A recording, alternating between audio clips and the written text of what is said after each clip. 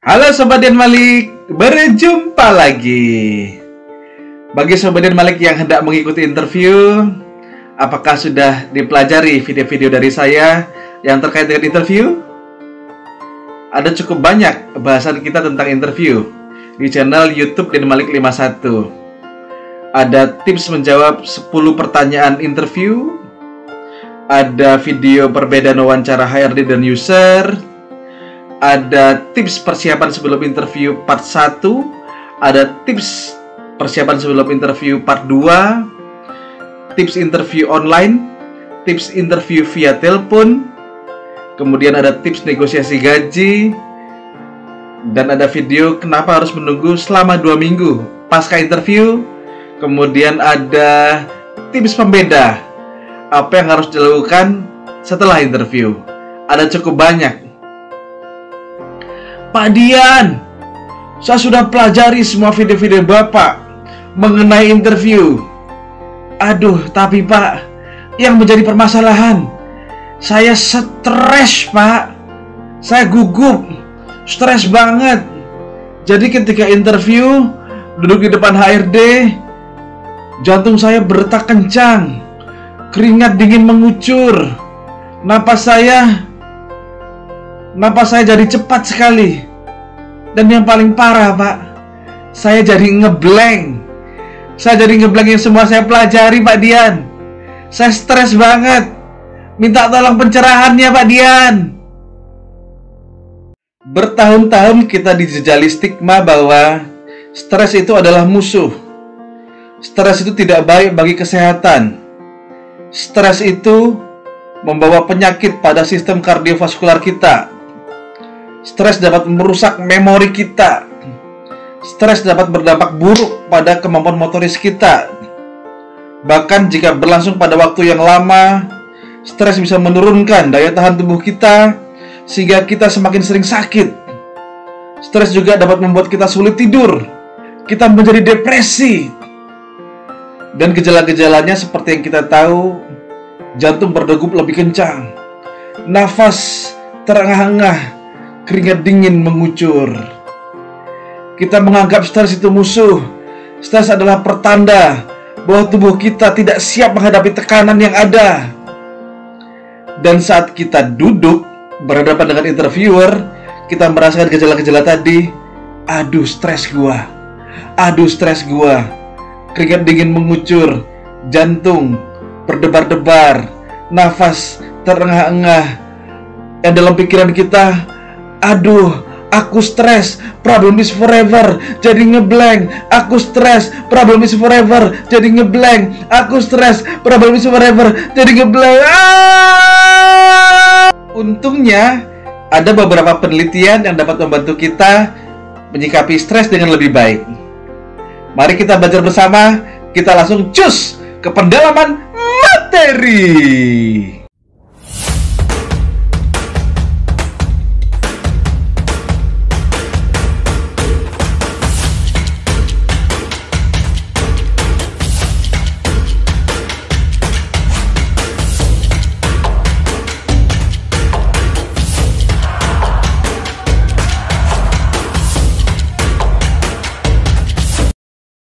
Kelly McGonigal, seorang psikolog kesehatan, menyampaikan, terdapat penelitian selama 8 tahun yang melibatkan 30.000 orang di Amerika Serikat. Orang-orang tersebut diberikan pertanyaan, seberapa banyak Anda mengalami stres dalam 1 tahun terakhir? Dan, menurut Anda, apakah stres itu berbahaya bagi kesehatan? Kemudian, para peneliti menggunakan registrasi kematian publik untuk mengetahui siapa yang meninggal. Kabar buruknya dulu. Orang-orang yang mengalami lebih banyak stres meninggal 43%. Risiko kematian meningkat 43%. Tapi itu hanya berlaku bagi orang-orang yang juga percaya bahwa stres itu berbahaya bagi kesehatan. Orang-orang yang mengalami banyak stres tapi tidak percaya hal itu, tidak percaya bahwa stres itu berbahaya bagi kesehatan, risiko kematiannya paling rendah. Bahkan bila dibandingkan dengan orang-orang yang paling sedikit mengalami stres. penelitian itu juga mengungkapkan bahwa 182.000 orang selama 8 tahun meninggal secara prematur karena percaya bahwa stres itu berbahaya bagi kesehatan. Artinya ada 20.000 orang meninggal setiap tahun. Jadi, bila kita mengubah keyakinan kita terhadap stres, apakah itu bisa membuat kita sehat? Ilmu pengetahuan menjawab iya. Kemudian diceritakanlah tentang sebuah tes stres sosial, di mana orang-orang datang ke sebuah laboratorium. Orang-orang tersebut diminta naik ke atas panggung, kemudian secara mendadak diminta untuk berpidato tentang kelemahan dari mereka, dari diri mereka. Itu sudah gelisah kan, tanpa persiapan diminta mendadak.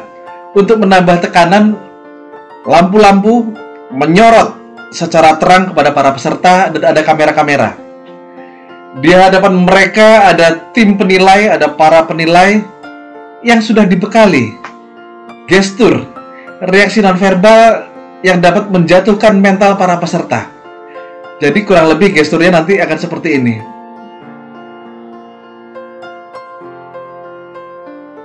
Sehingga mental dari para peserta jatuh. Ketika mental para peserta jatuh, dilakukan tes matematika.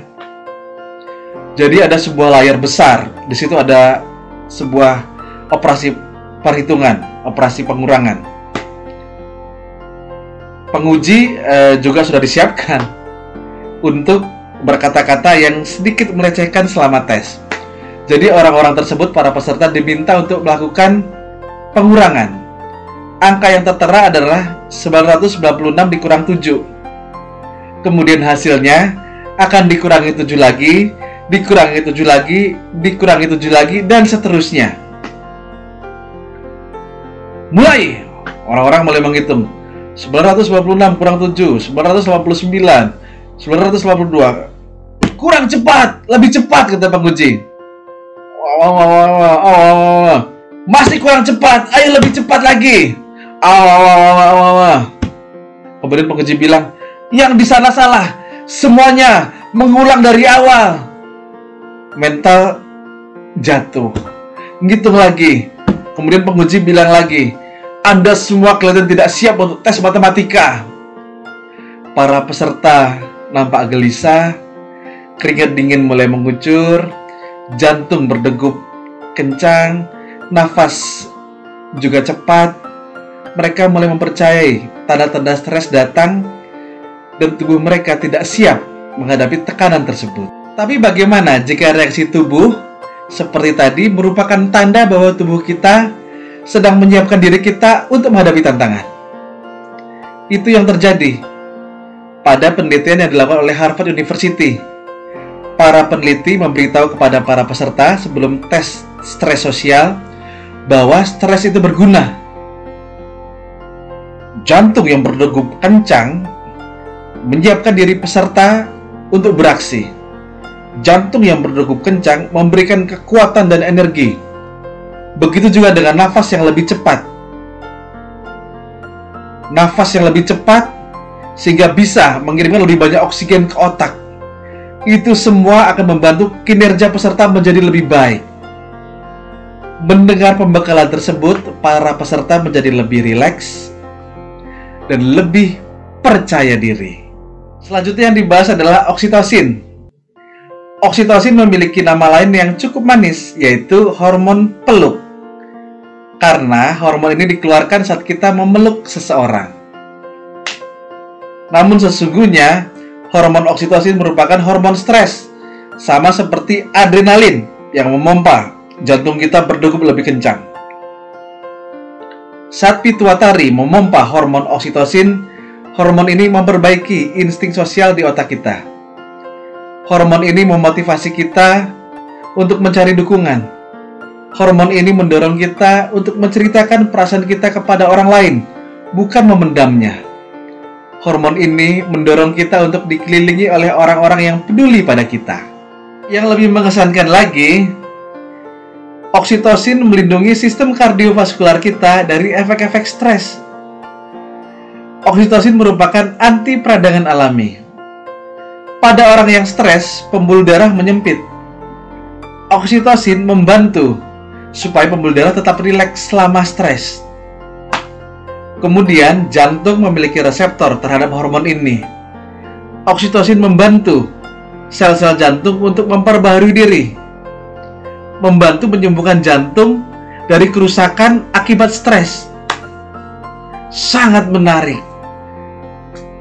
Reaksi stres menimbulkan mekanisme terintegrasi yang mendorong seseorang mencari dukungan atau menolong orang lain, berhubungan dengan orang lain, sehingga menimbulkan ketahanan terhadap stres. Ada penelitian di Amerika Serikat yang melibatkan 1.000 orang.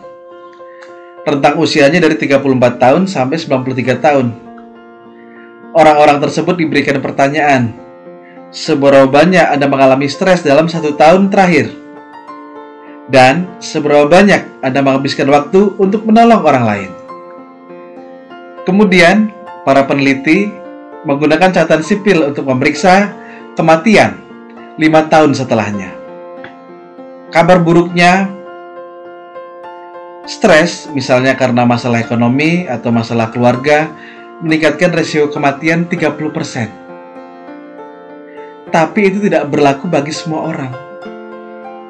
Orang yang stres, tapi menghabiskan banyak waktunya untuk menolong orang lain, sama sekali tidak mengalami resiko peningkatan kematian yang terkait stres. 0. Kepedulian meningkatkan ketahanan terhadap stres. Penilaian yang pertama menunjukkan mengubah keyakinan kita terhadap stres bisa berdampak positif. Bahwa jantung yang berdegup kencang, nafas yang menjadi cepat, keringat dingin yang mengucur adalah tanda bahwa tubuh Sobat Den Malik sedang mempersiapkan diri Sobat Den Malik menghadapi tantangan, menghadapi interview. Penelitian yang kedua menggambarkan bahwa kepedulian terhadap sesama meningkatkan ketahanan terhadap stres. Jadi sembari belajar, kemudian berusaha mengirimkan lamaran dan sebagainya, luangkan waktu untuk menolong orang lain. Karena kepedulian meningkatkan ketahanan terhadap stres. Semoga informasi ini bermanfaat. Siap menyikapi stres, siap untuk interview, dan siap bekerja. Sampai berjumpa di video-video berikutnya. See you!